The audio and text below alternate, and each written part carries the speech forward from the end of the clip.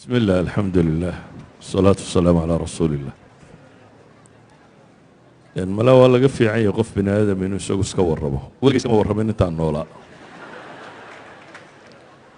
يعني بدن با ما تي في أما قول الجرائد أما قول الراديو وهي ما تنا وكورة سنة ولا جينا ورما بحين ولا جينا تي في متجين واحد ضد كود داوضا مساجد داوم بيك قاتنا عشان ده هي الله ده waxaan salaa cali markuu iska warramaad ka dambaysi calina diidin uu warramo marka wax badan oo aan sheego runtii ay ku kordhinaysaa ma jiro waqtigiina la lumiyo maaha anu raga halkan fadhiyo waa ka wada da'weynaan u maleynaya sheekh maxamed umar mala isku dhadhownahay mustafa xaj ismaaciil haaruun baa la yidhaahdaa reer wadaadaaba ka dhashay aabahay xaaji baa uu ku magac dheeraan sheekhu ahaa awogay aw haaruun baa la odhan jiray awogay ka dambeeya aw yuusuf baa la odhan jiray reer culamo oo diin ku taxan ayaan ka dhashay reer ahaan gobolka burcaan ku dhashay waqtigii isticmaarkaanan dhashay intii aan dowladda soomaaliyeed dhalanin dadka geedka hoostiisa ku dhashayna waa ka mid ahay inkastoo aabbahay allah u naxariisto 45 sannadood buu cadan deganaa 1963 buu ka soo noqday laakiin dhaqanku wuxuu ahaa in islaamaha loo diro baadiyo ay baadiyo ku dhashaan iyadoo la diidan yahay dhakhtarka iyo raggaa joogiya waxaasi aanay islaamuhu rabin ee loo diro hooyadeedoo baadiyo joogta inay baadiyo lagu soo umuro intaanu walaalaanay nin qura nagaga dhashay cadan intayadii kaleba baadiyaana loo diray baadiyaanu ku soo dhalannay baadiyaha gobolka togdheer ee burco ayaan ku dhashay isagaan wax ku bartay malcaamad dugsi hoose dugsi dhexe institutekii jarmalka ee burco ku yaalay intaasaan ka baxay takhasuskaygu tumaalnimada laydhku ahaa jaamacaddii soomaaliyeed baan ka baxay 1980kii iyadana takhasuskaygu tumaal laydha baan kaga baxay korontada ya tumaalku waa farsamo yaqaan laydh baan kaga baxay jaamacadda kadibna waxaan noqday macallin dugsiga farsamada gacanta ee jarmalku dhisay ku yaala magaalada burcan macallin ka noqday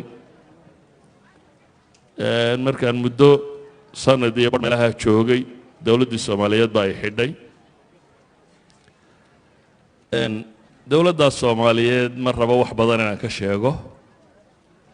laakiin inta meelooda wax ku xidhi jirtayba waan soo maray station police waa la igu xidhay NSS waa la igu xidhay xero gulwado waa la igu xidhay xero military waa la igu xidhay dhabarjabin waa la igu xidhay jeel waa la igu xidhay weligeyna maxkamad layma tagin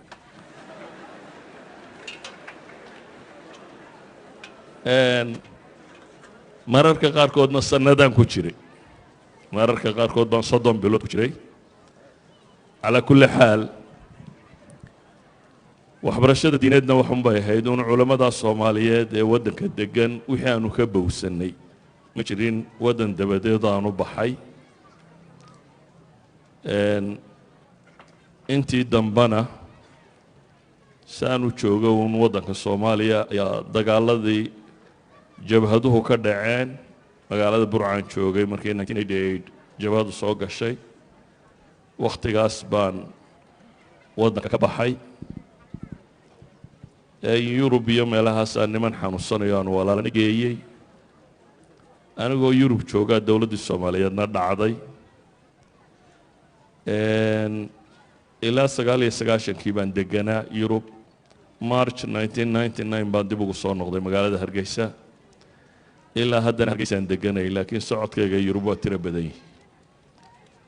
12 sannadood dambe burciya hargeysa un baan ka dhexeeya laakiin waa badan yahay socodkayga aan ku noqnoqdo yurub iyo meelahaan ku noqdo qaab nololeedkii soomaaliya waagii horena ee lixdanaadkiina dimuqrasi bay ahayd dimuqrasi qabiilkan uun ku salaysan haddaba aragtaan waxaan xasuustaa iyadoo 1969 68 meelaha markii doorashooyinkii dhacayeen dadku intay wadada maraan baa waxaa la odhan jiray dhulka yaale ilaahay baa leh ka sokowna reer hebel baa leh saas cirka yaale cirka iyo dhulka la sheegay jiray hebelada jiray dawladdii kacaanka ee Soomaaliyeed markay qabsatayna scientific socialism baa la qaatay scientific socialism kuna wuxuu noqday diin la dirir annaguna dhalinyaro uun markaa waxoogaa diinta ka garatay oo aan systemkaa ku qanacsanayn hortaagan baanu ahayn ma jirin cilmigu sidan uu hadda u faafsan yahay oo dawladdii Soomaaliyeed waxay lahayd censorship aan ogolayn kitaab aan dawladdu ogolaanin waddanka ma soo gali jirin waddankuna sidan uu iminka isaga furaya isagama furayn diyaaradaha dibadda ka yimaada only xamar oo ka soo degi jirtay lama ogolayn waddanka inta kale diyaarad dabadeed inay ka soo degto isdaradeed wax kasta oo waddanka soo gala censorship faafreeb wax la yidhaahdo soo mari jiray marka kutubtu almost mamnuuc bay ahayd dan qiso idiin sheego dhowr iyo 70 anigoo dumar tafsiir u dhigaya habeenkii baan dhigi jirnay guri madow habeenku markuu dam noqdo ayaad guri tagaysaa dabeetana halkaasaad waxoogaa dhowr dumaroo la soo ururiyey tafsiir ugu akhriyaysa tafsiirkan haystay markaa waxaa kitaabkan jalaaleynka la yidhaahdo jalaaleynadii waagaa dadku haysteen iskuma rakibnayn waxay ahaan jireen dhowr xaashiyood oo isku jiri jireen dabeetana gal sare buu leeyahay ku daboolan habeenba labada xaashiyood aad dhigaysaad kala baxaysaa ila wuu furfuran yahay labadii baan la soo baxay habeenkii anigoo meel la sii dhukusaya ayaa dabayliyey timo labadiina dabayshii baa qaadatay yani kutub ma taalo badani aad bay cidhiidhi u ahayd culimo waddanka waa deganayd laakiin lama ogolayn inay wax dhigaan ama wax akhriyaan bale waxaa laga yaabaa haddaad nin dhallinyaro ah tahay inuu kaa boqo waayo dawladda ku xidhaysa inuu kaa fogaado nin inuu tafsiir caama ama akhriyi jiray weliba Soomaaliya waagaasi tafsiirka bisha Ramadaan baa inta badan la akhriyi jiray waqtiyada kale kutubta fiqiga ama naxwa ama waxaas la akhriyi jiray على كل حال وحنا قدر لي أنا أنت نقول المام يا خويا جانس كايدك وهيستان ما أقول لي واقع جانس كان هاي